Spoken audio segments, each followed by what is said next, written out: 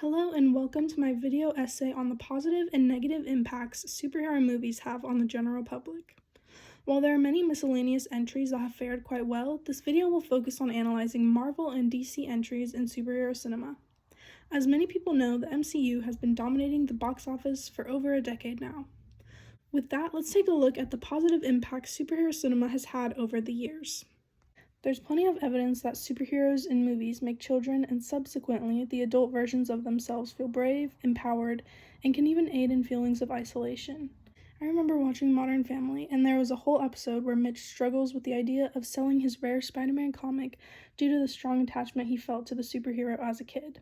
This attachment came from Spider-Man being a kid with a secret identity that he had to hide from other people, which Mitch claims made him feel less alone as he also had a secret side to himself that he felt he couldn't share with anyone. While this specific example is fictional, it's rooted in the truth. Superheroes have been used to fight discrimination and give oppressed groups representation. A popular example of this is the X-Men, where the mutants are treated poorly due to being different from normal people, which was supposed to represent the struggles caused by racism in the United States. With these heroes being represented on the big screen, a new generation of children have been inspired to follow in their footsteps in terms of bravery. For example, a heroic young boy bravely stepped up to save his sister from a vicious dog attack. For that act, he was invited behind the scenes of Spider-Man No Way Home, where his bravery and kindness were rewarded and encouraged. At that point in time, I remember everyone I knew being excited and having a fun time being a part of the hype. With so many positives, you'd think it'd be hard to make an argument for the negative impacts of superhero cinema.